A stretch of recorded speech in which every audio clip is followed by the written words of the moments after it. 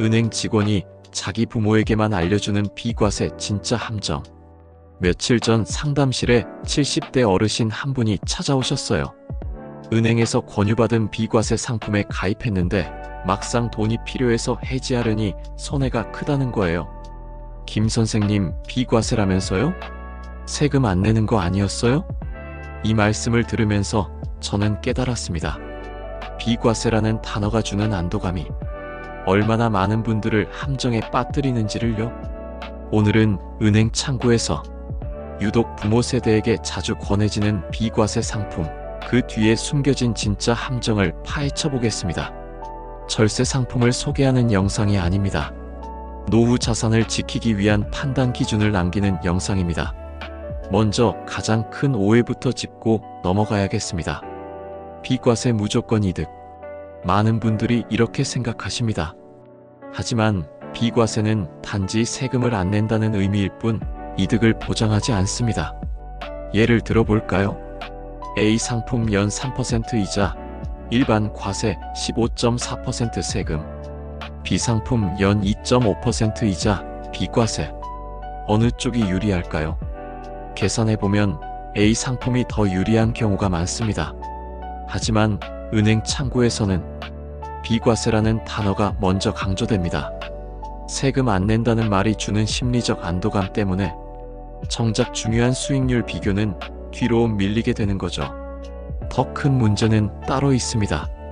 비과세라는 조건을 유지하기 위해 반드시 지켜야 할 제약들이 있다는 점입니다. 이 제약들이 바로 오늘 말씀드릴 함정의 핵심입니다. 은행이 비과세를 추천하는 구조.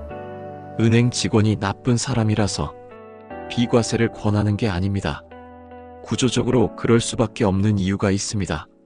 첫째, 실적입니다. 비과세 상품은 대부분 장기 유지를 전제로 합니다. 은행 입장에서는 고객 자금을 오래 묶어둘 수 있고 직원은 실적을 인정받을 수 있습니다. 둘째, 해지 조건의 복잡성입니다. 비과세 상품은 중도 해지 시 세금 추징은 물론 페널티까지 발생하는 경우가 많습니다. 이 조건들이 상품 설명서 뒷부분에 작은 글씨로 적혀 있죠. 셋째, 설명의 비대칭성입니다. 비과세라는 장점은 크게 강조되지만 5년 유지, 중도 해지 시 손실 같은 조건은 빠르게 지나갑니다. 특히 시니어 고객에게는 부모님 세대에 딱 맞는 상품이라는 말과 함께 복잡한 설명은 생략되는 경우가 많습니다. 이건 직원 개인의 문제가 아니라 영업 구조가 만들어낸 시스템적 한계입니다. 시니어가 가장 많이 당하는 설명 방식. 실제 상담 사례를 토대로 은행 창구에서 자주 사용되는 설명 방식을 보여드리겠습니다. 어르신, 이건 비과세라 세금 한 푼 안 나가요. 요즘 같은 시대에 이런 상품 흔치 않습니다. 부모님 세대에 딱 좋은 거예요. 이 한 문장 안에 세 가지 함정이 숨어 있습니다. 하나, 세금 안 나간다는 말만 강조됩니다. 실제 수익률이나 다른 상품과의 비교는 없습니다. 둘, 흔치 않다는 표현으로 희소성을 부각합니다. 서두르게 만드는 심리 기법이죠. 셋, 부모님 세대의 딱이라는 말은 나이가 많으니 복잡한 건 신경 쓰지 말라는 무의식적 메시지를 담고 있습니다. 여기서 끝이 아닙니다. 5년만 유지하시면 되는데 어차피 목돈 쓸 일 없으시잖아요? 이 말에는 두 가지 위험한 가정이 깔려 있습니다. 첫째, 5년 동안 급전이 필요하지 않을 거라는 가정. 하지만 병원비, 자녀 경조사, 긴급수리 등 예상치 못한 지출은 언제든 발생합니다. 둘째, 시니어는 큰돈 쓸 일이 없다는 편견. 오히려 나이가 들수록 의료비, 요양비 등 목돈이 필요한 순간이 더 많아집니다. 사례 비과세인데 손해본 경우. 실제 사례를 하나 말씀드리겠습니다. 68세 박오호 어르신, 2년 전 은행에서 비과세 연금저축보험에 가입하셨습니다. 월 50만 원씩 5년 납입, 10년 유지 조건이었습니다. 그런데 올해 초 아들이 사업 자금이 급하게 필요하다며 도움을 요청했습니다. 어르신은 2년간 납입한 1,200만 원을 찾으려 했죠. 은행에서 돌아온 답변은 이랬습니다. 중도 해지하시면 해지 환급금이 900만 원 정도입니다. 그리고 비과세 혜택도 사라지니 그간 이자에 대한 세금도 내셔야 합니다. 1200만 원 넣고 2년 만에 찾으면 900만 원, 300만 원의 손실이 발생한 겁니다. 비과세라서 안전하다고 생각했는데 오히려 돈이 묶여 있어서 손해를 본 거죠. 이 어르신은 결국 다른 방법을 찾았지만 비과세라면 안전할 줄 알았다는 말씀이 아직도 제 귓가에 맴돕니다. 원금은 지켰지만 손해가 된 이유, 바로 유동성의 함정입니다. 비과세라는 단어에 가려진 돈을 묶어두는 기간에 대한 설명이 부족했던 거죠. 사례 상속증여에서 불리해진 비과세. 또 다른 사례입니다. 75세 김모 어르신, 10년 전 비과세 종신보험에 가입하셨습니다. 사망 시 자녀에게 1억 원을 남기는 구조였죠. 그런데 최근 건강이 악화되면서 자녀에게 미리 증여하고 싶어 하셨습니다. 문제는 여기서 발생했습니다. 비과세 종신보험은 해지하면 그간의 비과세 혜택이 모두 사라집니다. 게다가 증여 과정에서 세금도 별도로 발생하죠. 만약 일반 예금이나 펀드였다면 증여세만 내면 됐을 텐데 비과세 상품이었기 때문에 오히려 절차가 복잡하고 세금도 더 나왔습니다. 더 큰 문제는 상속 시에도 발생합니다. 비과세 보험은 보험금으로 지급되기 때문에 상속재산 계산에 포함됩니다. 하지만 이 보험금 때문에 상속세가 발생하면 자녀들은 현금으로 세금을 내야 하는데 정작 받는 건 보험금이라 유동성이 떨어집니다. 비과세니까 자녀에게 유리하겠지라는 생각이 오히려 자녀에게 복잡한 세금 문제를 남기는 경우 생각보다 많습니다. 연금 수령 시 벌어지는 세금 역전. 비과세의 또 다른 함정, 바로 시간차 과세입니다.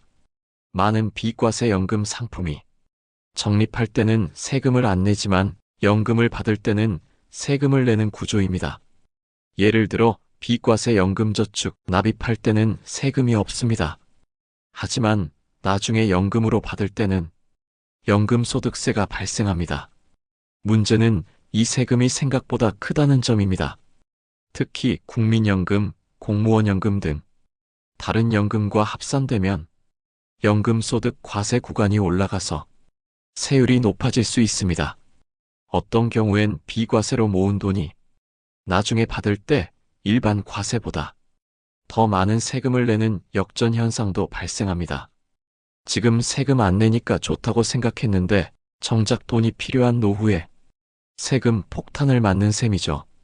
이런 구조는 상품 설명서에 나와 있지만 창구에서는 거의 설명되지 않습니다. 정말 부모에게만 알려줘야 할 정보. 그렇다면 은행 직원이 정말로 자기 부모에게만 알려주는 정보는 뭘까요? 세 가지만 기억하세요. 첫째, 비과세보다 유동성이 중요하다. 노후에는 언제 목돈이 필요할지 모릅니다.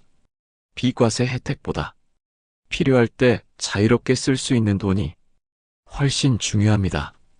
둘째, 숫자로 비교하라. 비과세라는 단어에 현혹되지 말고 실제 수익률을 계산해 보세요. 비과세 2.5%보다 일반 과세 3%가 나을 수 있습니다. 셋째, 5년 뒤를 상상하라. 5년, 10년 유지 조건이 있다면 그 기간 동안 정말로 돈을 안 쓸 수 있는지 냉정하게 판단하세요. 어차피 쓸 일 없어요라고 말하는 순간 함정에 빠지기 시작합니다. 은행 직원이 자기 부모에게 진짜 알려주는 건 비과세 상품이 아니라 이 세 가지 판단 기준입니다. 시니어 비과세 체크리스트. 비과세 상품 가입 전 반드시 물어봐야 할 질문 5가지를 정리했습니다. 질문 1. 중도 해지하면 손해가 얼마나 되나요? 구체적인 금액을 물어보세요. 약간 손해라는 애매한 답변은 받지 마세요. 질문 2. 비과세 조건을 유지하려면 몇 년을 묶어둬야 하나요? 5년인지 10년인지 명확히 확인하세요. 그리고 그 기간 동안 정말 안 쓸 수 있는지 스스로에게 물으세요. 질문 3. 다른 일반 상품과 비교하면 수익률이 어떤가요?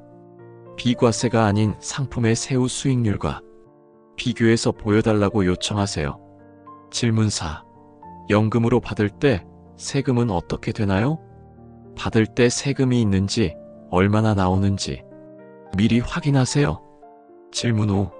상속이나 증여할 때 문제는 없나요? 자녀에게 물려줄 계획이 있다면 그때 발생할 수 있는 세금이나 제약을 반드시 물어보세요. 이 5가지 질문에 직원이 명확하게 답하지 못하거나 설명을 피하려 한다면 그 상품은 일단 보류하는 게 안전합니다.